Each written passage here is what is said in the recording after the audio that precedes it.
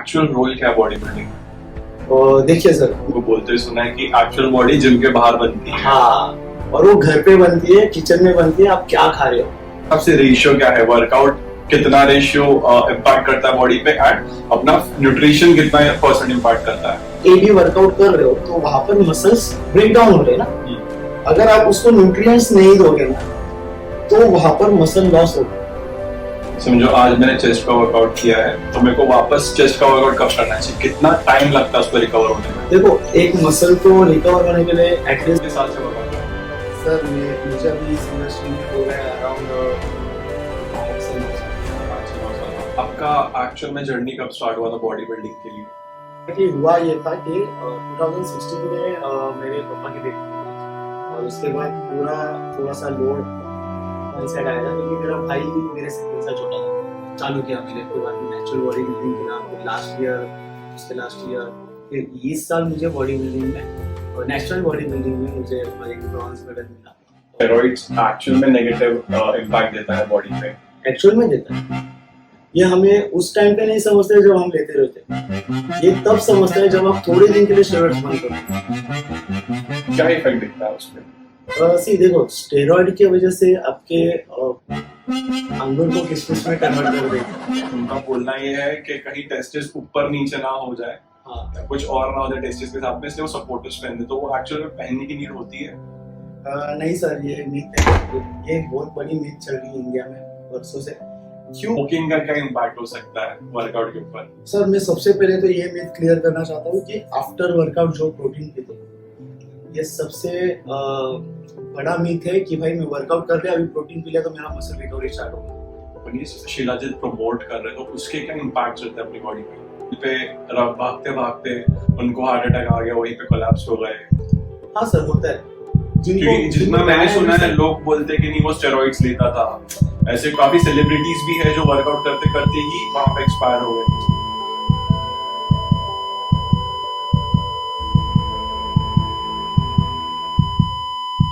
Hello everyone, welcome back to Unfiltered with Bajrangi. Today I have another guest. He is Sumit Shanbag.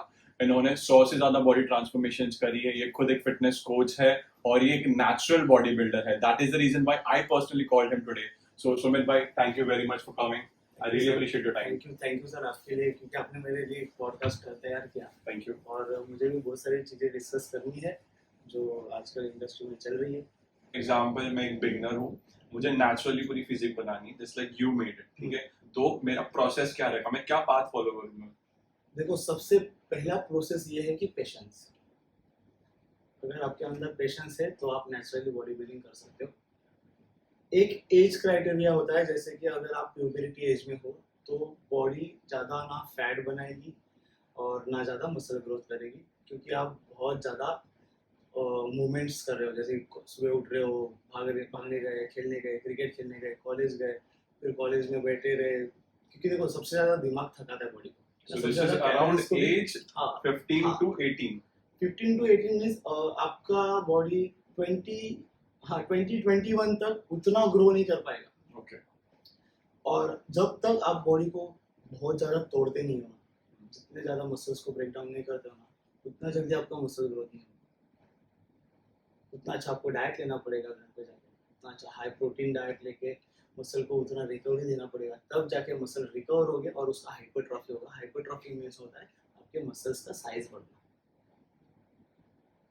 Recovery का actual role क्या है body building में? और देखिए sir, मैं वैसे ही बोला आपको, पेशेंस। अब पेशेंस आपको कहाँ रखना है? आपने मसल तोड़ दिया जिम में, राइट? अब आप घर पे गए, आपकी बॉडी बनेगी घर पे।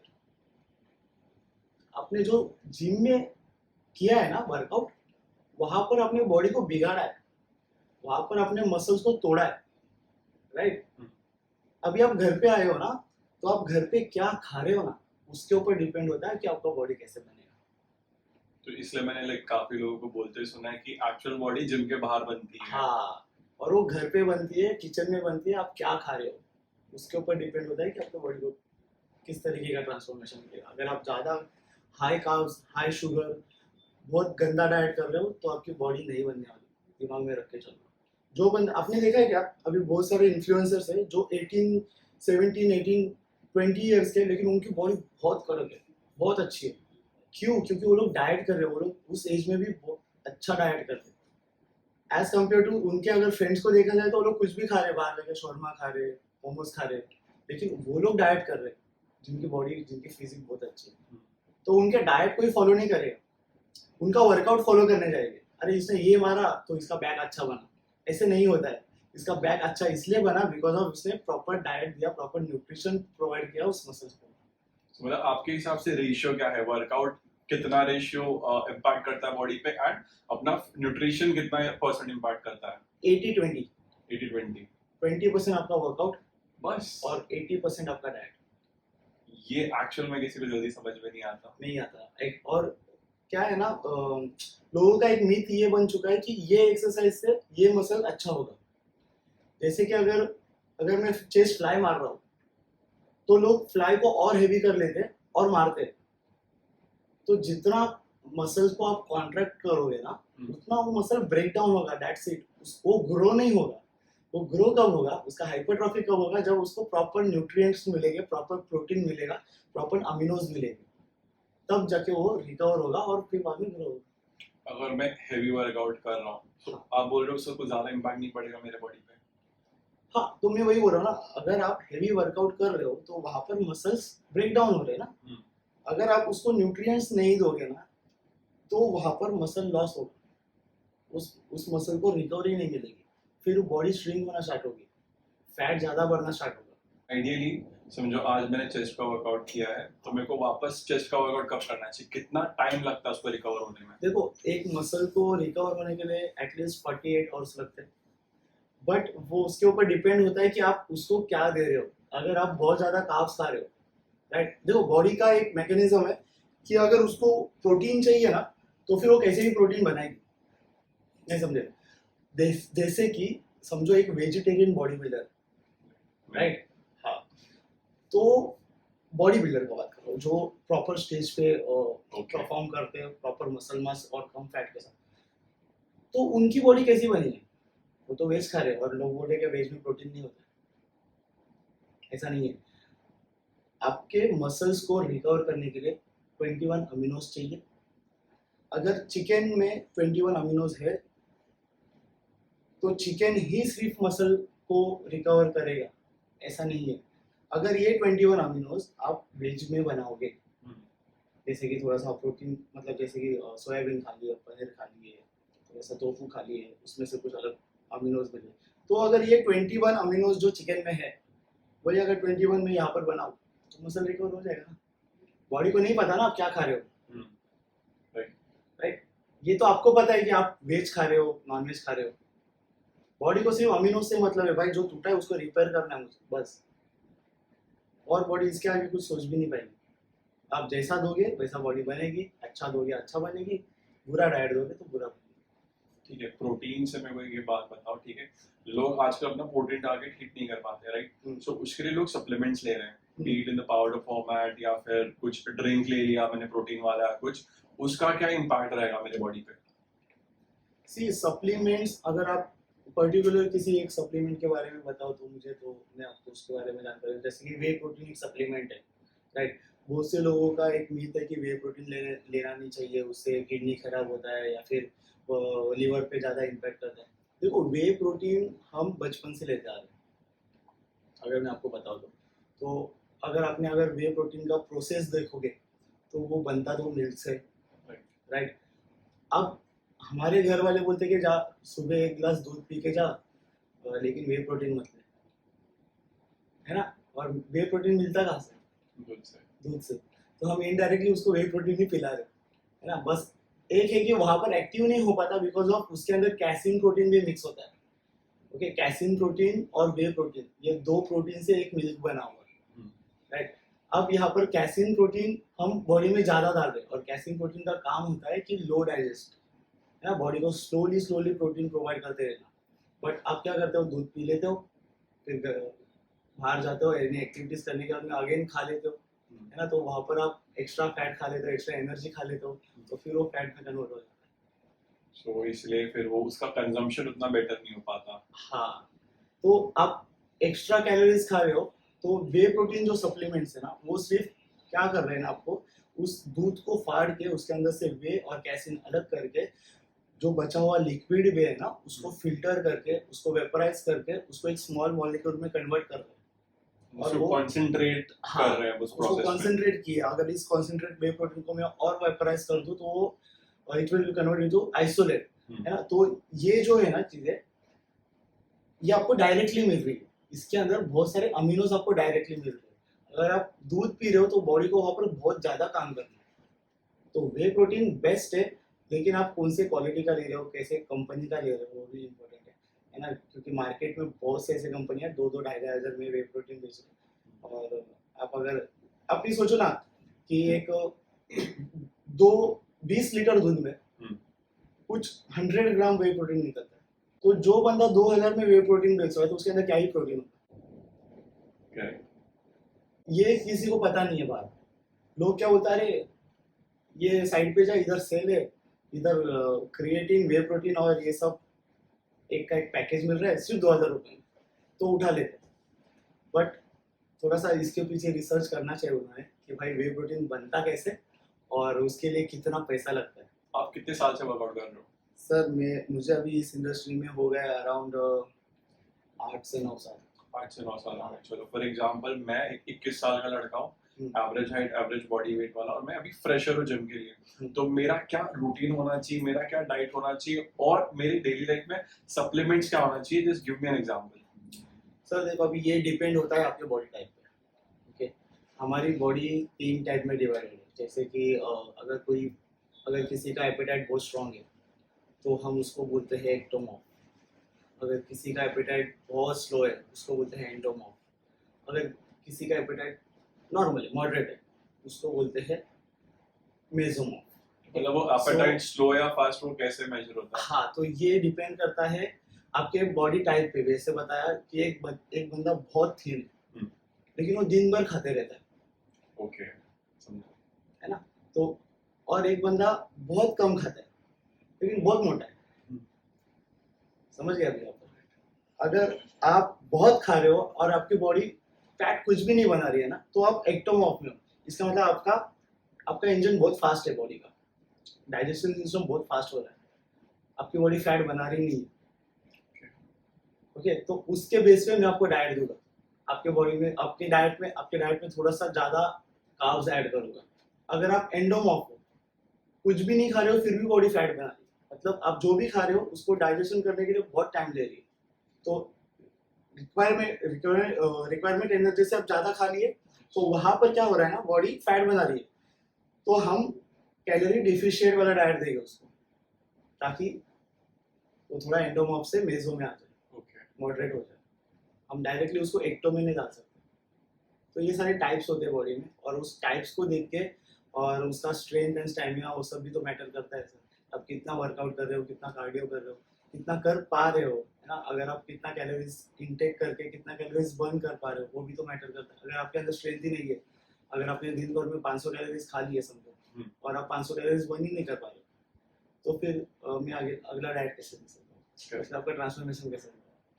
इसीलिए मतलब कॉन्सेप्ट ही क्लियर नहीं होगा तो फिर ट्रांसफॉर्मेशन बहुत ज्यादा लेट होता है। तो हमें क्या होता है, हमें क्लाइंट को देखना पड़ता है एक वीक तो, कि इस बंदे के अंदर स्ट्रेंथ कितना है और मैं जो डाइट दे रहा हूँ ये इसको प्रॉपर डाइजेस्ट हो रहा है या नहीं हो रहा है। तब जाके हम एक डाइट बनाते हैं। हम ऐसे ही नहीं किसी को बोल सकते कि हाँ ये खाओ वो खाओ हो जाएगा, ऐसे नहीं हो सकता। आपका एक्चुअल में जर्नी कब स्टार्ट हुआ था बॉडी बिल्डिंग के लिए? सर मैं एक्चुअली जिम में फर्स्ट टाइम जब जिम किया वो था 2016 का एंड। ओके, तो एग्जैक्टली हुआ ये था कि 2016 में मेरे पापा की डेथ हो गई थी, और उसके बाद पूरा थोड़ा सा लोड वन साइड आया था क्योंकि मेरा भाई मेरे से 3 साल छोटा था, और 2016 में मेरा एज 17 था। तो आप सोच के देख सकते हो कि मेरा भाई मेरे से 3 साल छोटा है। और तो फिर थोड़ा सा प्रॉब्लम्स बढ़ गए। तो सबसे बड़े थे? हाँ, मैं सबसे बड़ा था घर में, और थोड़े से प्रॉब्लम्स बढ़ गए थे, तो इसलिए मैंने मेरा कॉलेज भी वहीं पर ये कर दिया, ड्रॉप कर दिया। और फिर उसके बाद मैं कमाने चालू कर दिया। तो मैंने बहुत सारे काम किए, डिलीवरी बॉय, ये सब। तो ऐसे ही करते करते उसी ईयर में एंड में मैंने एक बैनर देखा, जिस बैनर पे मेरे सर थे, हमारे सर, उन्होंने एक जस्ट नया जिम ओपन किया था चेंबूर में। और फिर मैं जिम स्टार्ट किया, सर के गाइडेंस में सब स्टार्ट किया अगेन। और फिर तब जाके मुझे समझ में आ गया कि भाई बॉडी बिल्डर क्या होता है ना। तो सर जहाँ पर भी जाते थे एक रिस्पेक्ट मिलती थी सर को। और अगर समझो सर बाइक से जा रहे हैं तो 4 लोग देख रहे, बच्चे लोग देख रहे, और बच्चे लोग ज़्यादातर इस चीज़ से इंस्पायर हो रहे, उसकी बॉडी देख, है ना। तो और कुछ नहीं सर, यही था कि कुछ भटका हुआ था लाइफ में। मतलब बस फर्क इतना है कि बाकी लोग देख के उनको खुश होते थे और आप उनको देख के इन्फ्लुएंस हो गए हाँ, सही तरीके से।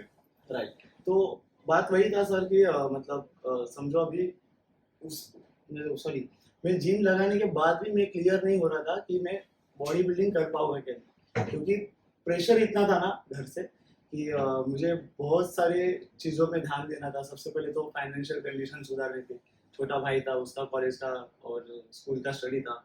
और सेकेंड थिंग, अपनी भी लाइफ सुधारनी, उसके अंदर थोड़ी ना हम 17 साल की एज में यही सब काम करते रहेंगे। तो बहुत सारे प्रेशर्स थे, और उस प्रेशर को लेके चलना, उसके साथ में बॉडी बिल्डिंग करना इम्पॉसिबल है सर। क्योंकि बॉडी बिल्डिंग करना है तो आपका माइंड सबसे पहले बहुत एकदम रिफ्रेश रहना चाहिए। आप जब भी जिम में जाओगे आप रिफ्रेश हो जाओ, दिन भर की पूरी थकान छोड़ के आप जिम में जाना है। तो इस तरीके से मैं जा ही नहीं पा रहा था। तो 2 साल निकल गए। अराउंड 2018 के बाद मैंने बॉडी बिल्डिंग में आ गया, जब लॉकडाउन चल रहा था। तो लॉकडाउन के पीरियड में बहुत सारी चीज़ें हो गई, और फिर तभी बॉडी भी बना लिया।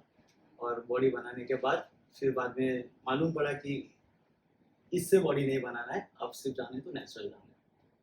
मतलब आपने भी स्टेरॉइड्स एक टाइम पे कंज्यूम किया है? यस लिए सर, क्योंकि देखो बिना लिए तो मैं इतना बात नहीं कर सकता हूँ, है ना। और थियोरी में इतना नहीं पढ़ाते कि भाई इससे ये होता है। सिर्फ मैं थियोरी में से आपको बता सकता हूँ कि इसका फॉर्मूला ये है और वो है।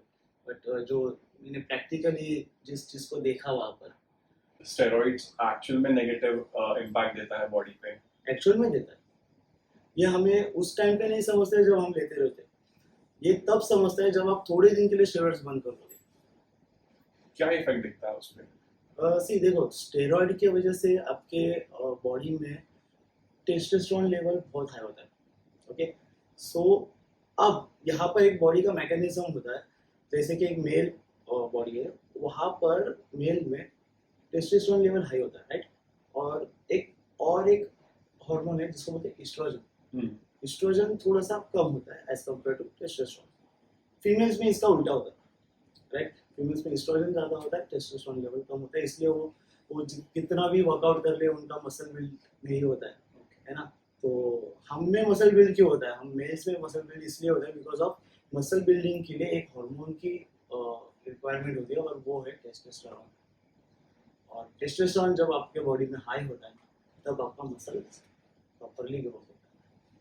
और इसके साइड इफेक्ट्स देखे जाए तो अभी फीमेल्स में जैसे कि मैं बताया कि एस्ट्रोजन हाई है, ओके, इसका मतलब एस्ट्रोजन कुछ तो करता रहेगा, राइट। तो आपके हेयर्स हो गए, आपके स्किन हो गई, और बहुत सारी चीज़ें, जैसे कि आपका बिहेवियर हो गया।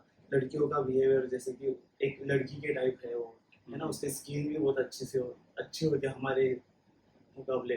तो इसके पीछे होता है उनका एक हार्मोन, इट्स कॉल्ड एस्ट्रोजन। और हमारा जो टेस्टोस्टेरोन होता है ना, एक टेस्टोस्टेरोन हमारे बॉडी के लिए एक टाइप से मसल बिल्डिंग हार्मोन होता है, राइट। अब यहाँ पर क्या होता है ना, हमारे बॉडी में एस्ट्रोजन बहुत कम है, फीमेल्स में एस्ट्रोजन बहुत ज़्यादा है, राइट। हम क्या कर रहे हैं, हम एस्ट्रोजन को बढ़ा रहे हैं, अब हम टेस्टो को बढ़ा रहे हैं, राइट। अब बॉडी का मैकेनिज्म बोलता है कि भाई टेस्टोस्टेरोन अगर 500 है, 500 mg तेरे बॉडी में है, तो एस्ट्रोजन 200 mg होना चाहिए, बराबर। ये बॉडी जो चलती है हमारी बैलेंस में चलती है, जो भी हार्मोन्स होते हैं वो बैलेंस में चलते हैं। अब यहाँ पर आपने टेस्टो डाल के बॉडी का टेस्टो बढ़ा दिया 2 से 3,000, राइट। अब बॉडी एस्ट्रोजन भी बढ़ेगी, सही है ना।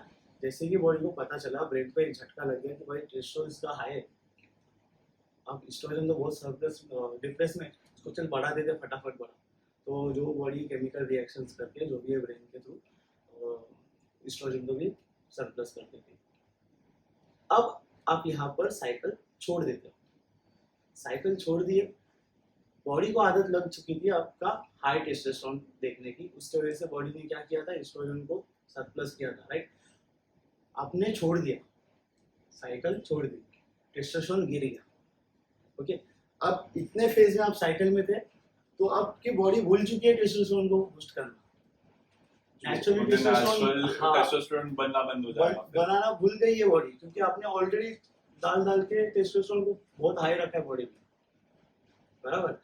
अब यहाँ पर टेस्टोस्टेरोन आपका गिर गया, कब? जब आपने साइकिल छोड़ दिया, लेकिन एस्ट्रोजन बाहर, वो तो बढ़ते जा रहा है। वो तो ये 2500 3000 पहुंच गया, मतलब ये तो 1500 पहुंच गया ना, राइट। आपके बॉडी में पहले नेचुरली 500 टेस्टोस्टेरोन बन रहा था, तब जाके 200 एस्ट्रोजन था, राइट। अब आपने टेस्टो बढ़ा, एस्ट्रोजन बढ़ गया, अब यहाँ पर साइकिल बंद कर दी, टेस्टो गिर गया, अब ये नेचुरली भी नहीं वो कर पा रहा है, एस्ट्रोजन हाई है। तो इस मोमेंट में जब एस्ट्रोजन बहुत हाई होता है, इस मोमेंट में बॉडी बहुत सारे साइड इफेक्ट्स देती है। उसको साइड इफेक्ट्स नहीं बोला जाए, उसको हम बोल सकते हैं कि उस एस्ट्रोजन का जो काम है बॉडी उससे वो करवाती है। जैसे कि फीमेल्स में एस्ट्रोजन क्या क्या काम करता है, जैसे कि आपको गायनो देगी, है ना, वहाँ पर गायनोकोमेस्टिया दे सकती है, और बहुत सारे जैसे कि आपके साइड इफेक्ट्स, जैसे कि टेस्टिकल्स काम करना बन जाएंगे, है ना।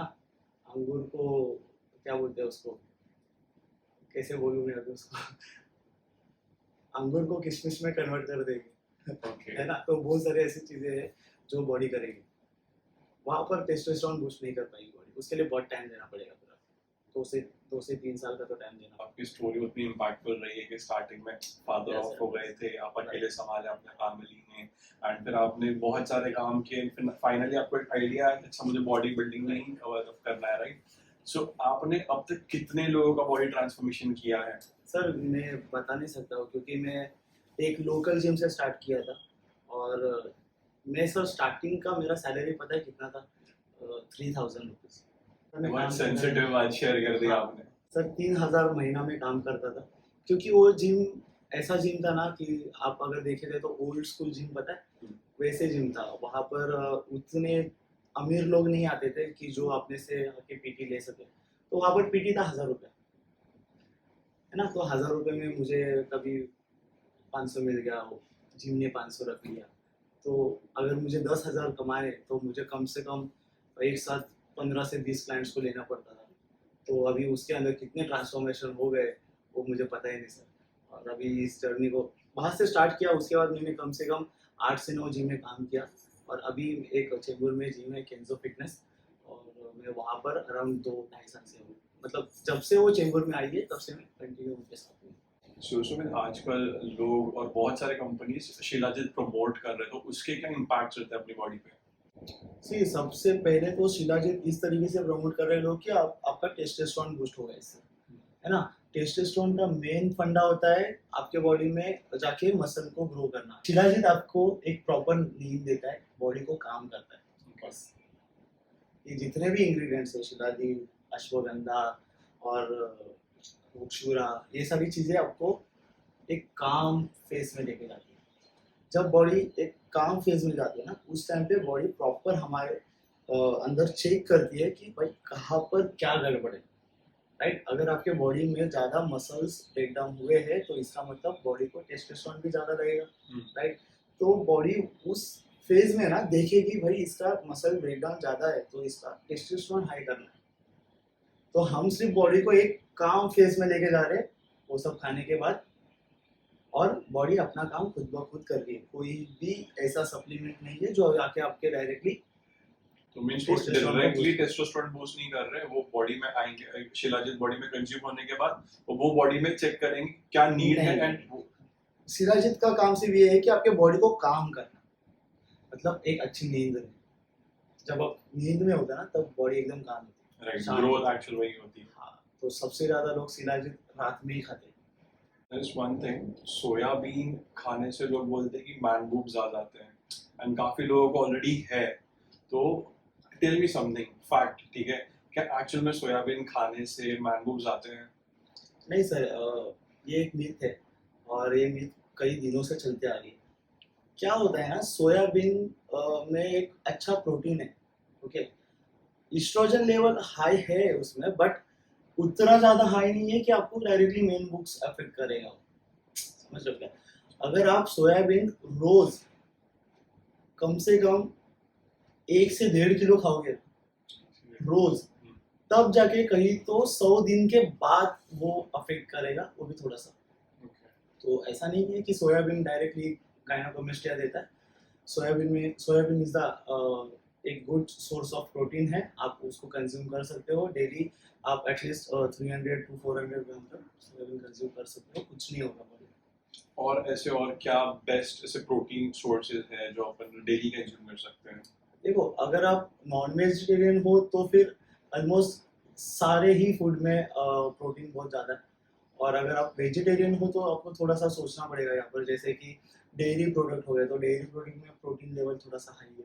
और जैसे कि टोफू हो गया, टोफू जैसे कि बहुत सारे ग्रेन से बनाया जाता है, तो टोफू में भी हाई है।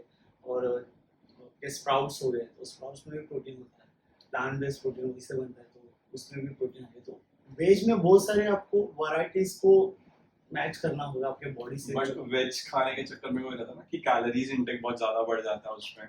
हाँ, तो सर आपको कार्डियो भी तो करना है उसके बाद, है ना? तो तो कार्डियो, रेगुलर कार्डियो कितना होना चाहिए? देखिए कार्डियो ये डिपेंड होता है आपके हार्ट के हेल्थ, ओके। आपका RH R, आपके MHR, ये सारी चीज़ें बहुत डिपेंड करती है आपके कार्डियो करने के पीछे, है ना। RH R मतलब होता है आपका रेस्टिंग हार्ट रेट क्या है, ओके। अगर आपका रेस्टिंग हार्ट रेट बहुत ज़्यादा है तो आपको कार्डियो 10-15 मिनट से ऊपर नहीं करना है। अगर आपका RH R नॉर्मल है तो ठीक है, आप 30 मिनट्स, 40 मिनट्स, 45 मिनट्स, 1 घंटा भी कर सकते हैं। एक मैंने कोई भी फिर भी एग्जांपल्स देखे हैं कि जिन्होंने सिर्फ कार्डियो करके वेट लॉस किया उनकी स्किन लटक जाती है। हाँ। वो सिर्फ कार्डियो करने की वजह से होते हैं, फिर कोई दूसरा भी उसके पीछे रीजन है? नहीं, आप यहाँ पर देखोगे तो आप मैटर करता है कि आपने वेट कितना लॉस किया। अगर आपने अपने बॉडी का 50% लॉस किया है ना, तब जाके वो स्किन लटकेगी। और वो लटकने के बाद कम से कम 5 से 6 महीने में रिकवर भी हो जाएगी। लेकिन अगर आपने वेट लॉस बहुत ज़्यादा किया है, जैसे कि 70 to 80% किया है, तब आपको फिर उसकी सर्जरी करनी होगी, स्किन को निकालना होगा। तो स्किन को निकालने के बाद ही फिर वो नॉर्मल शेप फिर में वो आए। normal shape में आएगी। ठीक है, वेट लॉस की बात करें तो give me some best ways to lose weight. सबसे पहले तो आपको कार्डियो पे फोकस करना है, ठीक है। Early morning empty stomach cardio is the best thing to do fat loss, okay. अब यहाँ पर क्या हो रहा है ना, हम लोग है ना क्या करते हैं, सुबह उठते हैं, ब्रेकफास्ट करते हैं, उसके बाद में जिम जाते हैं, जिम में प्री वर्कआउट लेते हैं, प्री वर्कआउट लेने के बाद थोड़ा सा वर्कआउट करके फिर कार्डियो करते हैं, राइट। अब यहाँ पर क्या हो रहा है, आपने एनर्जी दिया बॉडी को, एनर्जी दिए, फिर पहले भी तो खाए आपने, रात में भी तो खाए, रात में बहुत सारा खाना खाए, फिर सुबह उठे, ब्रेकफास्ट किए, ब्रेकफास्ट करने के बाद में आप जिम गए, जिम स्टार्ट करने से पहले आपने प्री वर्कआउट लिया, उसमें भी कैलोरीज थे, उसके बाद आप कार्डियो पे जाते हो, राइट। तो आपने जो सुबह से लेके आफ्टर वर्कआउट तक, मतलब जिम वर्कआउट करने तक जितने कैलोरीज खाए उतने कैलोरीज वहां पर बर्न कर दिए, बराबर। तो आपने जो रात में खाए उसका क्या होगा, वो तो फैट में ही कन्वर्ट हुए ना। सो इसलिए सुबह वर्कआउट करना चाहिए, a little bit of cardio। हाँ, अगर आपको कार्डियो करना है ना तो सबसे बेस्ट टाइम है अर्ली मॉर्निंग एम्प्टी स्टमक, क्योंकि आप जो रात को खाते हो वो एनर्जी यूज होगी, फिर आप नेक्स्ट डे से ना लो कैलोरीज में चले जाओ, फिर फैट लॉस बहुत जल्दी देगी वो। So that is one of the best ways to हाँ। Lose weight. Early morning cardio is the best. ठीक है, वर्कआउट की बात करते करते मेरे को एक और चीज याद आई, जो लोग यूजुअली सब लोग पूछते हैं या फिर बॉडी बिल्डर्स में देखते हैं कि पेनिस साइज श्रिंक हो जाता है, तो लोग बोलते हैं कि वर्कआउट की वजह से पेनिस साइज श्रिंक हो जाता है, कि एक्चुअल में होता है? नहीं सर, ऐसा कोई पॉसिबिलिटी नहीं है, क्योंकि वो भी तो एक मसल है ना, और हम वर्कआउट में हम उसका कुछ तो यूज नहीं कर रहे ना, हम जो भी वर्कआउट कर रहे हैं उस पर्टिकुलर एक मसल का यूज कर रहे हैं, जो जैसे कि चेस्ट है तो चेस्ट ट्रेन कर रहे हैं, या बैक है तो बैक ट्रेन कर रहे हैं, तो इसका और उसका कुछ लेना देना नहीं। लोग हैं जो जिम के वर्कआउट के टाइम पे सपोर्टर्स पहनते हैं, उनका बोलना ये है कि कहीं टेस्टिस ऊपर नीचे ना हो जाए, हाँ, या कुछ और ना हो जाए टेस्टिस के साथ में, इसलिए वो सपोर्टर्स पहनते हैं। तो वो एक्चुअल में पहनने की नीड होती है? नहीं सर, ये मिथ है, ये एक बहुत बड़ी मिथ चल रही है इंडिया में वर्षों से। क्यों पता है क्या? इसके पीछे का रीजन है लंगोटी, है ना। Right.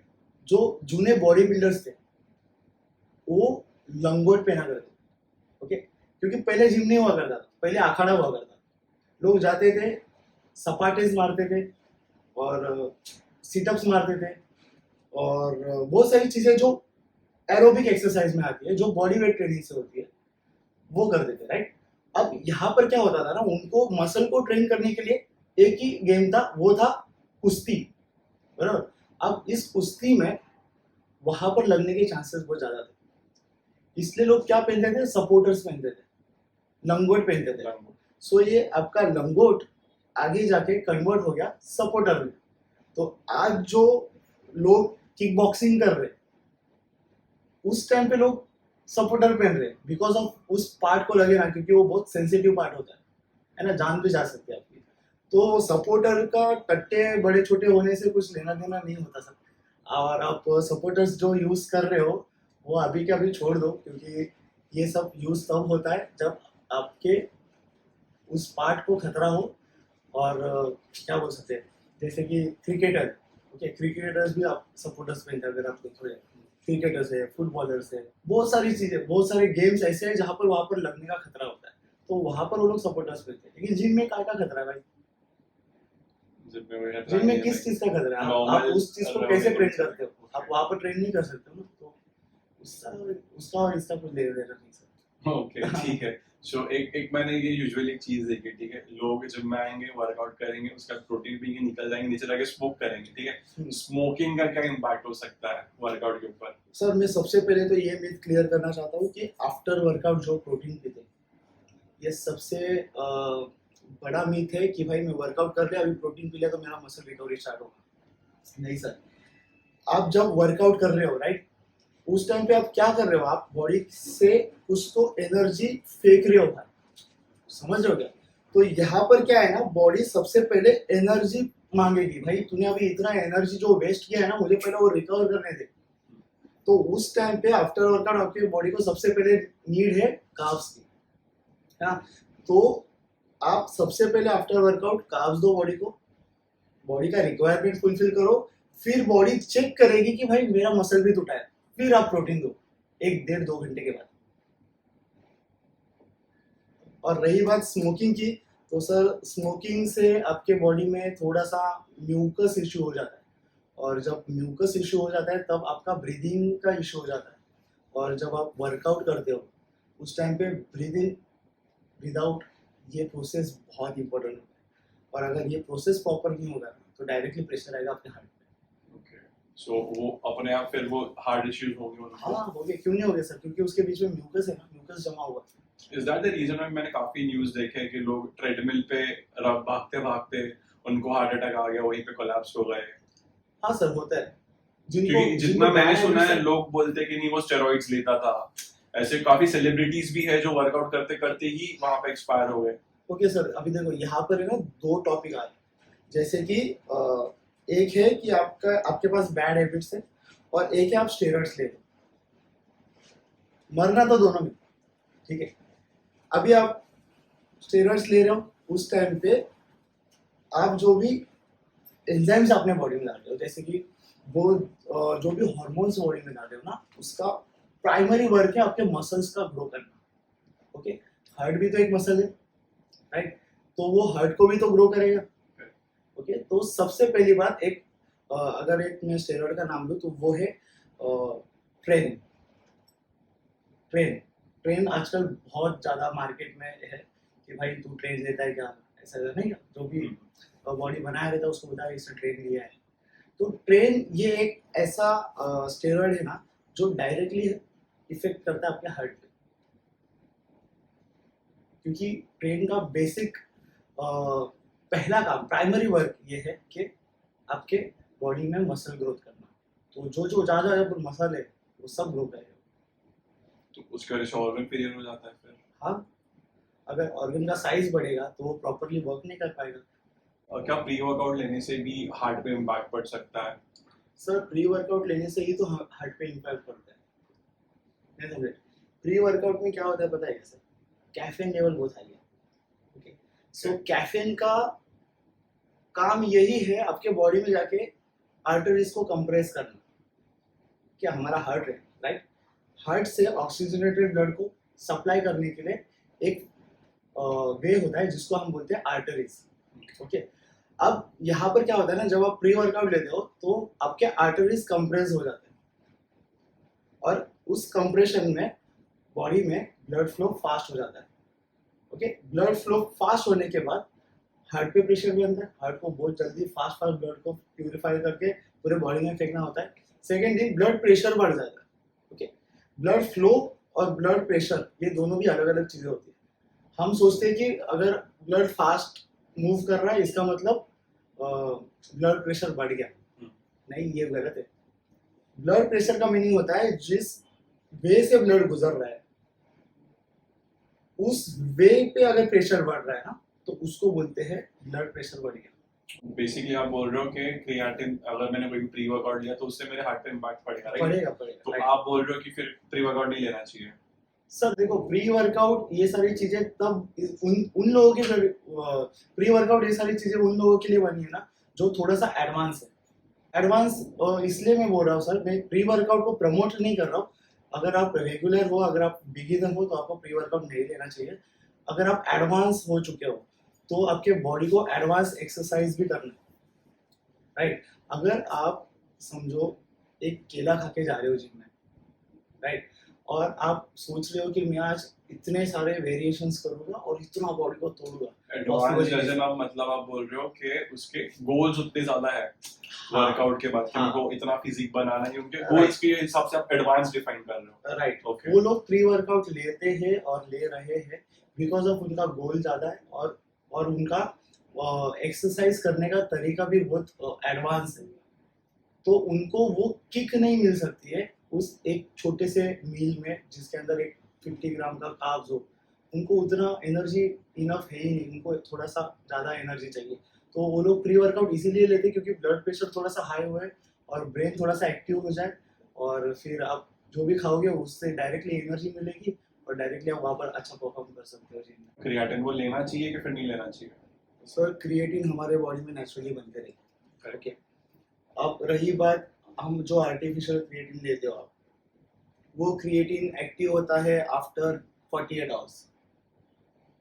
ओके, मतलब अभी 7 बजे अगर आपने क्रिएटिन लिया है शाम को तो वो एक्टिव होगा अगले दिन 7 बजे। नहीं नहीं नहीं, ये आप बोल रहे हो कि फिर 24 आवर्स का हाँ, साइकिल है। 48 आवर्स मतलब अगले के अगले दिन 48 आवर्स में, ओके, समझ, डे आफ्टर टुमारो बोल सकते हैं। 48 आवर्स बाद फिर वो एक्टिव होगा बॉडी में। हाँ, बट लोग बोलते हैं ना भाई क्रिएटिन लिया पंप आ गया, तो ऐसा नहीं हो सकता ना सर। मतलब वो मेंटल गेम है बस। मेंटली हाँ, अच्छा, ये हो चुके हैं। वो मतलब उसका मसल माइंड कनेक्शन उतना अभी बन चुका है कि वो प्रॉपर अपने आप को फ्लेक्स में देख रहा है। तो क्रिएटिन तो स्टार्ट होगा, मतलब क्रिएटिन पिकअप पकड़ेगा आफ्टर 48 आवर्स। बाकी बीच में तो क्रिएटिन बन रहा है ना, समझ रहे हो? हम जो भी चीज खाते हैं उसका एटीपी बनता है, राइट? तो देखो, हम कोई भी चीज खाते हैं ना तो वो सबसे पहले कन्वर्ट होता है ग्लूकोज में, राइट? अब ये ग्लूकोज को जब बॉडी तोड़ती है, ठीक है, वो कन्वर्ट होता है एटीपी में। मैं बहुत एकदम सिंपल वे में बता रहा हूँ क्योंकि इसके अंदर ज़्यादा साइंटिफिकली जाओगे तो बहुत अंदर सेल्स में घुसना पड़ेगा हमको। सेल्स में क्या होता है सब देखना पड़ेगा। अब एटीपी वर्क कैसे होता है पता है? जब आप कोई चीज़ पे एनर्जी लगा रहे हो उस टाइम पे आपके एटीपीज वर्क हो रहे हैं वहाँ पे। एटीपी का मीनिंग होता है एडेनोसिन ट्राइफॉस्फेट। ओके, एक एडेनोसिन है, एक सेल्स में एक एडेनोसिन बन गया, उसके ट्राइफॉस्फेट्स हैं। जब भी आप बहुत ज़्यादा प्रेशर लगा रहे हो, एक फॉस्फेट टूट गया, वहाँ पर एक एनर्जी रिलीज होगी। और लगा रहे 4 5 6 10 रेपिटेशन हो गए, सारे फॉस्फेट टूट गए तीनों के तीनों, ठीक है? तब इस एडेनोसिन को उस सेल्स में कंटिन्यूसली वर्किंग रखने के लिए वहीं पर साइड में होता है क्रिएटिन फॉस्फेट, जो आपके खाने से ही आपको मिलता है। जो एक्स्ट्रा आपने खाया है उसके अंदर क्रिएटिन बनता है। तो आप अगर एडिशनली दोगे तो लेने से पहले 10 बार सोच लेना कि आप दिन भर क्या क्या खा रहे हो। अगर आप गंदा डाइट कर रहे हो ना तो वो क्रिएटिन वर्क ही नहीं करेगा वहाँ पर, वो पूरा फैट में कन्वर्ट होगा। उसका फिर नेगेटिव साइड भी होगा। नेगेटिव साइड्स यही है कि वो आपके बॉडी में कोलेस्ट्रॉल लेवल हाई करेगा, second thing DHT level high करेगा और फैट भी बहुत ज़्यादा बढ़ाएगा। बहुत से फैट बढ़ाएगा ना सर, क्योंकि आप कंटिन्यूस गंदा डाइट कर रहे हो, उसमें से भी बॉडी को फैट मिल रहा है, ऊपर से आप एक्स्ट्रा एनर्जी दे रहे हो। क्रिएटिन का मतलब क्या? आप एक्स्ट्रा एनर्जी दे रहे हो बॉडी को। अगर वो एनर्जी यूज नहीं होगी तो वो फैट बनेगी। हमारी बॉडी कोई भी चीज को वेस्ट नहीं करती। मतलब जो चीज काम नहीं आएगी उसको बॉडी कन्वर्ट कर देगी, Fat फैट में में। उसको वहीं पे हाँ। स्टोर रखेगी। वहाँ वो और उसको यूज करेगी। अभी ये कभी तो बीमार पड़ेगा, तभी मैं इसको यूज करेगी। तो एक और मैंने कॉन्सेप्ट देखा है जिसमें मैंने जिम में लोगों को करते हुए देखा है, वो ग्लूकॉन डी या फिर कोई भी एक मिक्सचर के साथ में क्रिएटिन बहुत सारे 3-4 स्कूप मिक्स करेंगे, बोल रहे हैं कि हम लोडिंग कर रहे हैं फिलहाल, नेक्स्ट वीक हम अनलोडिंग करेंगे। Okay. बट क्रिएटिन आप बोल रहे हो कि इतना ज्यादा इम्पैक्टफुल है बॉडी के ऊपर, राइट? तो फिर वो सही चीज है? सर देखो क्या है ना, लोग क्रिएटिन लेते हैं गेनिंग के लिए, हम्म। और लोगों को गेनिंग का कंसेप्ट ही नहीं पता है। क्रिएटिन क्या इम्पैक्ट करता है हाँ बॉडी पे? सर, वही तो बता रहा हूँ, लोगों को गेनिंग का मतलब ही नहीं पता है। अगर आपकी बॉडी थोड़ी सी बल्की टाइप हो गई, मतलब उनके दिमाग में आ गया कि मैं गेन हो गया, लेकिन गेनिंग का एक्चुअल मीनिंग है कि आपके मसल्स को गेन करना। ओके, और मसल्स गेन होते हैं आपके प्रोटीन से, अमीनोज से, ना कि Correct. क्रिएटिन से। क्रिएटिन सिर्फ आपके बॉडी में एक एनर्जी लेवल बढ़ाएगा। अगर आप उतना एनर्जी नहीं यूज करोगे तो वो इनडायरेक्टली फैट बढ़ाएगा। अगर वो फैट बढ़ाएगा तो बॉडी आपकी थोड़ी सी बल्की दिखेगी, और लोगों का ये मिथ है कि मैं बल्क हो गया। बेसिकली इतना ही होता है कि जितना मुझे पता है, creatine is representing water in your muscles, ठीक है? हाँ। वो बस मसल्स में वाटर लोड करके लोड रखेगा, करता है, दैट्स इट। बस। तो लोगों को वो लग रहा है कि यार मैं बल्की हो गया हूँ, बट मैं बोल रहा हूँ कि वो मसल्स में वाटर लोड करेगा, राइट? राइट? अगर आपके पास उतने मसल्स ही नहीं है तो फिर कहाँ पर वाटर लोड करेगा? करेक्ट। वो मैं बता रहा हूँ। अगर समझो एक थीन पर्सन है, हम्म। 50-55 केजी का बंदा है, अगर मैं उसको 3 से 4 ग्राम प्रोटीन क्रिएटिन अगर रोज दे दूं, तो थोड़ी ना वो बल्क होने वाला है, क्योंकि उसके पास उतने मसल्स ही नहीं है। 50 किलो का है बच्चा, वो क्रिएटिन लेने से थोड़ी ना बड़ा होगा। Okay, so just tell me something about the dark sides of bodybuilding. सबसे पहले तो सर, बॉडी बिल्डिंग में ना सबको यही लगता है कि अगर इसका बॉडी अच्छा है तो इसने स्टेरॉइड्स लिए। तो ये कहाँ पर, कहीं पर तो उस बंदे को बुरा लगता है कि भाई मैं अगर नेचुरल हूँ और लोग मुझे ऐसा बोल रहे हैं, तो फिर वो कहीं ना कहीं तो डिमोटिवेट हो जाता है, और मतलब वो अपने गोल से फिर लंबा भागने लगता है। और मुझे तो यही लगता है। डार्क साइड ये भी हो गया ना कि किसी ने बहुत ज्यादा ट्रेन किया, बॉडी बनाया, बट फिर उसको रिकग्निशन नहीं मिला, एंड फिर उनके ऊपर वो नेगेटिव इम्पैक्ट पड़ता है उनके माइंड में। हाँ, समझ गया सर। देखो कैसा है ना, इस फील्ड को फंड करने वाला कोई नहीं है, सबसे पहली बात। क्यों पता है क्या? क्योंकि इस फील्ड में ना स्टेरॉइड्स यूज हो रहे हैं। जितने भी बड़े बड़े बॉडी बिल्डर कम्पीट कर रहे हैं ना स्टेज पे, वो लोग स्टेरॉइड्स यूज कर रहे हैं, और ये यूज हो रहा है इसलिए कोई इसको फंड नहीं कर रहा है ना। नहीं तो बॉडी बिल्डिंग आजकल बहुत आगे होता था। तो जो बंदा नेचुरली कर रहा है, जो बंदा सोच के बैठा है कि नहीं मैं स्टेरॉइड्स यूज नहीं करूंगा, लेकिन हर एक कॉम्पिटिशन खेलूंगा या फिर कुछ, तो वो सबसे पहली बात तो वो जीत नहीं सकता, क्योंकि सामने वाला स्टेरॉइड डाल के आ रहा है। ओके, और अगर वो जीत भी गया तो भी उसको कुछ मिलने नहीं वाला है ये फील्ड में, क्योंकि गवर्नमेंट तो बोल रही है कि भाई ये सब एनहांस है, इन्होंने कुछ ना कुछ तो आर्टिफिशियल यूज किया है, तो फिर इनको हम क्यों फंड करें?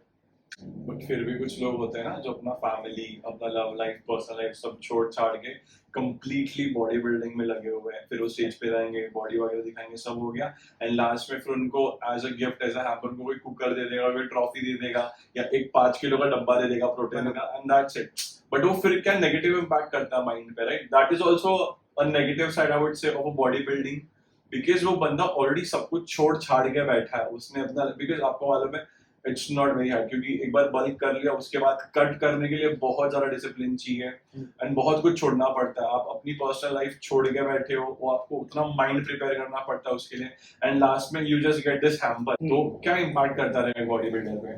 सर एक बॉडी बिल्डर उस टाइम पे ये सोचता ही नहीं है कि मेरे को जीतना है या फिर हारना है, ठीक है?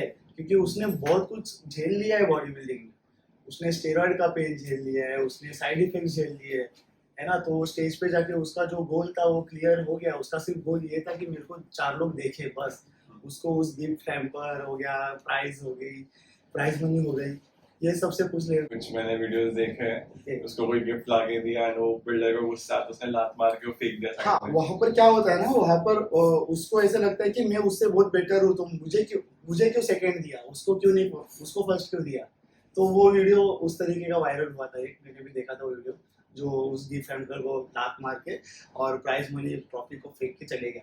तो वो थोड़ा सा कंट्रोवर्शियल था, बट वहाँ पर ये नहीं था कि मुझे ये क्यों दिया, है ना, क्योंकि प्राइज मनी ये सब तो पहले ही उन लोगों को बता दिया जाता है कि 5,000 मिलेगा, 2,000 मिलेगा, फिर भी लोग कम्पीट करते, भले उसने 1 लाख रुपया लगाया हो, लेकिन फिर भी वो स्टेज पे जाके शो करता है। क्यों? क्योंकि उसका गोल होता है वो कि मेरे को स्टेज पे जाना और 4 लोग मुझे देखें, बस वो प्राइज मनी के लिए नहीं करता सर। मेरा एक लास्ट सेगमेंट रहेगा, इसमें मैं आपको कुछ पिक्चर्स दिखाऊंगा स्क्रीन पे। You have to tell me ये इसने स्टेरॉइड्स लिए कि नहीं लिए। Here is a picture of Saqib, ठीक है। हाँ। टेल मी इसको देख के क्या लगता है, ये नेचुरल है या फिर इसने भी कोई स्टेरॉइड्स लिया है?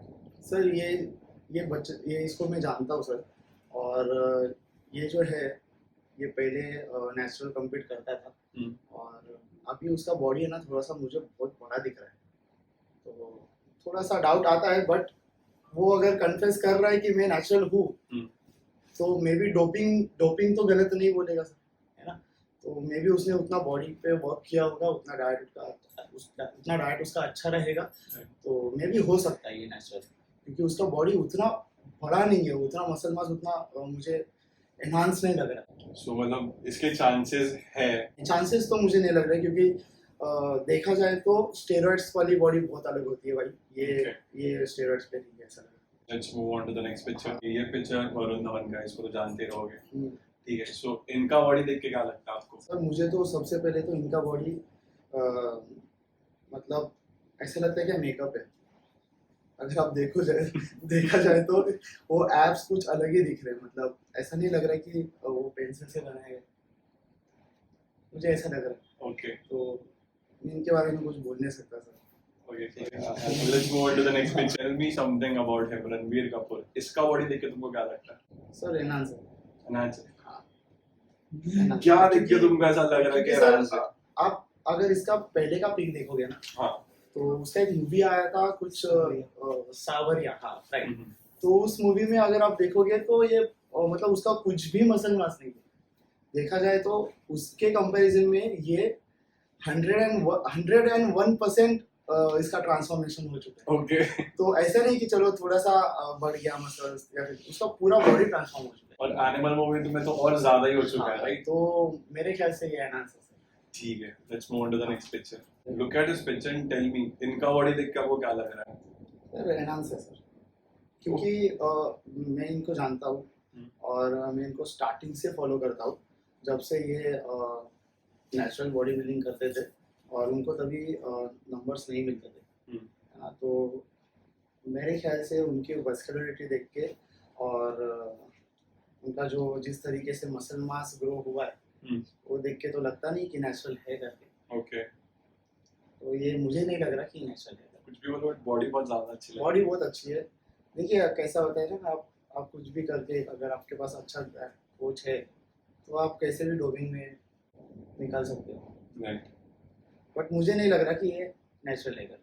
एनहांस्ड ही है। तो सुमित भाई, thank you very much for coming. I really appreciate your time Thank you, sir. And I hope हमारे व्यूअर्स को एक्स्ट्रा नॉलेज मिल गई होगी भाई एनहांस्ड वर्जन में क्यों नहीं जाना है। तो सुमित भाई, thank you very much and guys thank you for watching and keep supporting. I will see you there. तो अभी आपका बारी होगा। अभी मेरा बारी है, अभी मैं आपको कुछ क्वेश्चंस करूंगा, मैं कुछ करने के लिए बताऊंगा। चलिए स्टॉप करो बस। इधर रहेगा, चलिए सब करना है। देखो मुझे ट्रस्ट है। हाँ 5 6 7 8 स्टॉप